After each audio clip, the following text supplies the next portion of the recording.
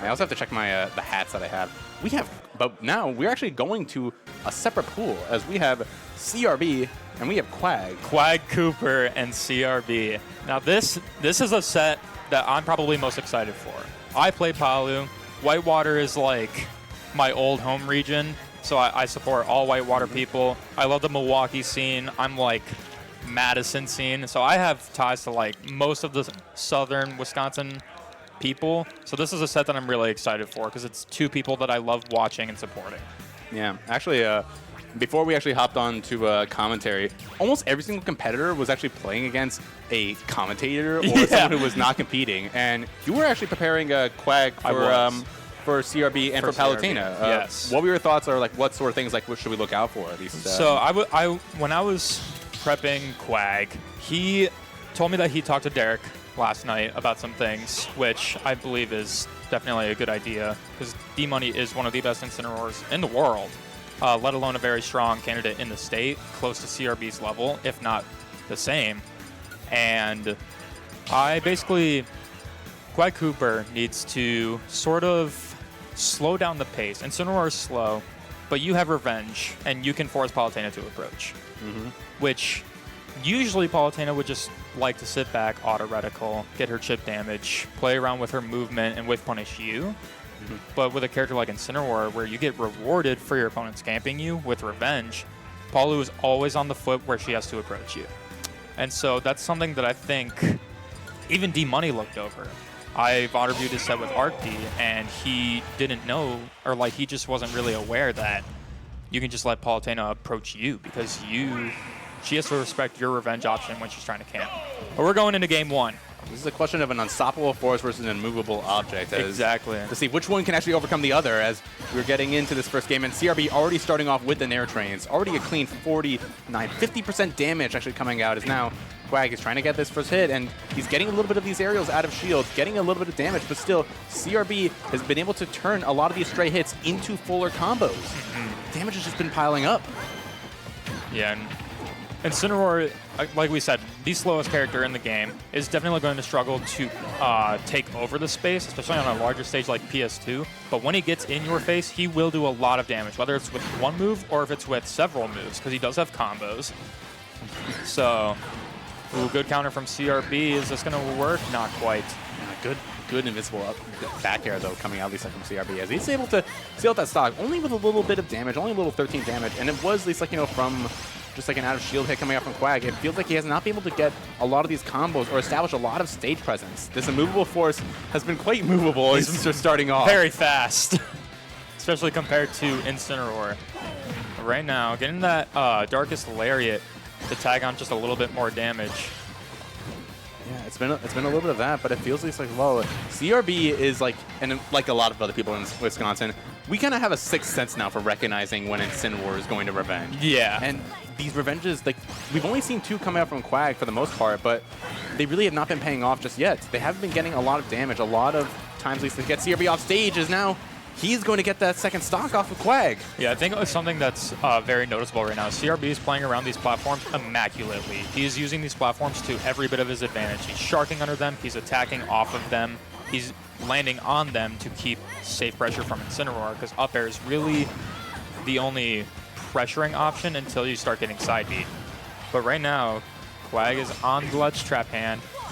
CRB trying to go high there, but gets clipped by the last hit in Nair. And there's that roll read for the forward tilt, taking CRB's first stock. Forward tilt is finally going to be, like, coming out. But again, a lot of these hits from Quag have just been these errant hits. But when you get errant hits with the power of Revenge behind you, suddenly you're a lot happier about that. Especially when you can get a little lone whip like that. 2 hits, 71%. This is the kind of advantage that Quag needs to win this matchup.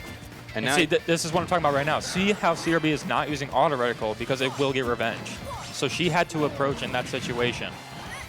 Yeah, now you see just kind of like, CRB sitting back. He's jumping around. He's using a lot of these bears, using a lot of these pokes, actually, with the aerials to try and get those damage. He knows that he needs to get Incineroar off stage because that's where this game is going to get. You don't want to be handling or, like, trying to deal with Incin on stage.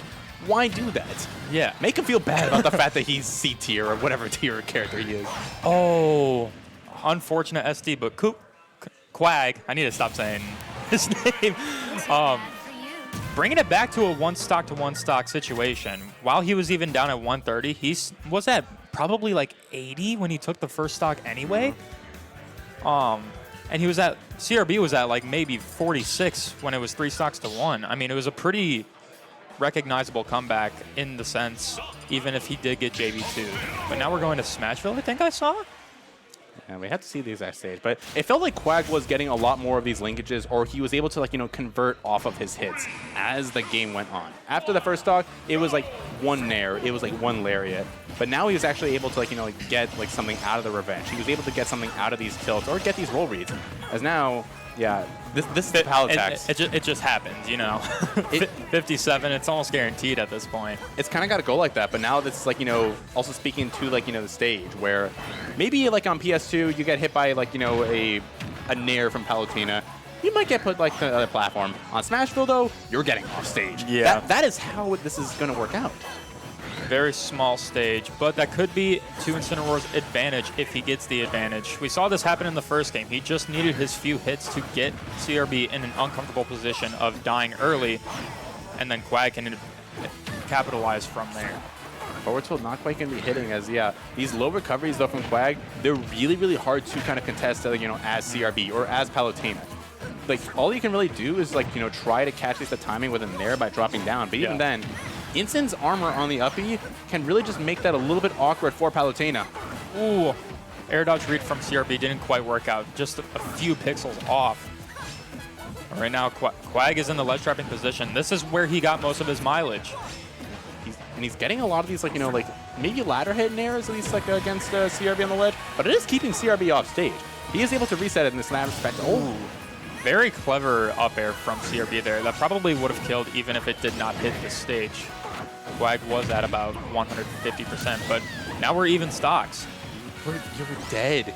You got hit by a revenge. You died at 100 center stage. And that's what I was talking about. With this stage, it is smaller, so it definitely can be to Incineroar's favor in some situations. And now you get the Nair Trains. Counter as well. Different option coming up from CRB to keep Quag on the ledge, as now CRB, he's trying to get this extra Nair. He's trying to get at least Quag off stage, but Quag, you can see him, he is perfectly content to be under that platform. He wants to use those poking tools or try to get those extra revenges if he catches CRB being a little bit lazy. If you can catch that, then suddenly this is dead Incineroar. Ooh, very good pivot grab from CRB there. And this is where Palutena needs to make her money, but these low recoveries are working out fantastic for Quag. Yeah, and also a second time in a row where CRB has tried to go for that run up to the ledge, turn around, and then catch neutral get up with a grab. Really good option coming up from Palutena. Oh my goodness, how do you hit that? Who hits that sort of thing? CRB hits that sort of thing. He is the Wisconsin #2 representative in this bracket. I forgot who I was watching for a second. I forgot to read the names. I'm sorry. Here we go. Ledge trapping position for Quag once again. Ooh, the grab. Not getting a little bit of damage. Nice back air as well. It's actually going to take that stock.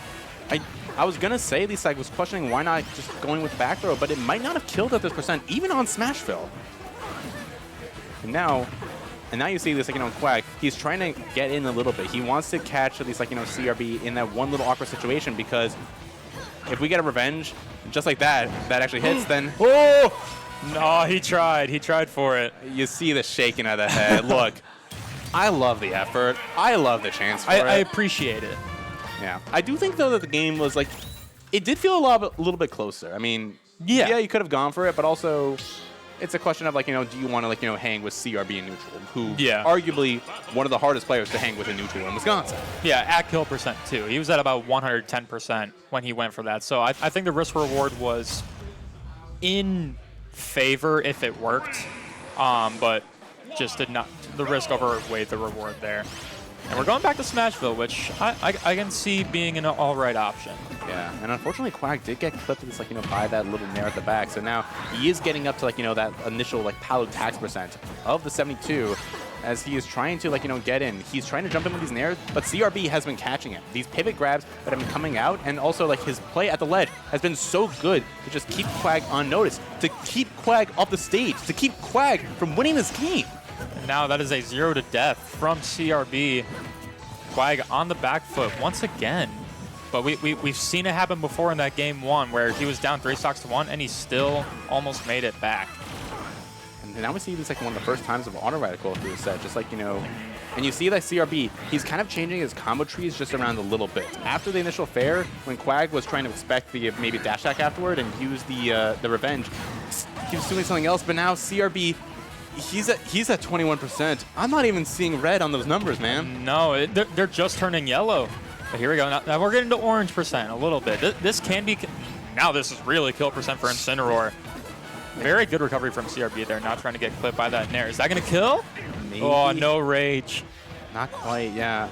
And the thing is, like, you know, like these Nairs, at least like, you know, from Quag, like off the ledge, they're good ideas. It's just that CRB is just like always weaving around it. Quag has just never gotten the strong hit of those Nairs when he's trying to like prevent CRB from getting past that ledge. I love that neutral B out of the spot dodge to not get clipped by that last hit in Nair. He actually won the interaction with revenge, and now he's at 71%. We once again, we saw this in game 1. Can Quag pull off the same tricks he did in that first game and maybe even make the full comeback? But also, like, you know, there is, like, you know, a few commandments when it comes to fighting Incineroar. And number 1 commandment is always expect the revenge when he's landing on a platform. Yes. And CRB was kind of, like, you know, capitalizing that. Now the jump up neutral air actually is going to avoid that typical Palu trap of sitting backwards on the ledge. And now CRB trying to get at least, like, the final hit. He wants to seal this game with a 3-0. But Quag, he does not want to go out like this. He does not want to end his first game just yet. Ooh, little Nair as well. He's going to get sent off to the side, but it has felt that CRB has had control of the stage for the most part. Quag has not been able to get under his little corner of the stage. And that's what we were talking about. The Nair does not go through that armor on Incineroar's up B. And we're at 150, but this is, I mean, if you can't hit him, if you can't get the kill. I'm getting flashbacks to game number 2. Yeah. I'm not going to lie. I see an up B. What? That's set the wrong way.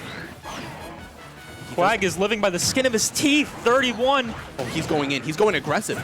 Oh, sorry. Oh, my God. The down smash actually going to barely clip, but not going to send CRB off to the stage. Oh, he didn't go for the backer right away. That's a beefy side B, 75%.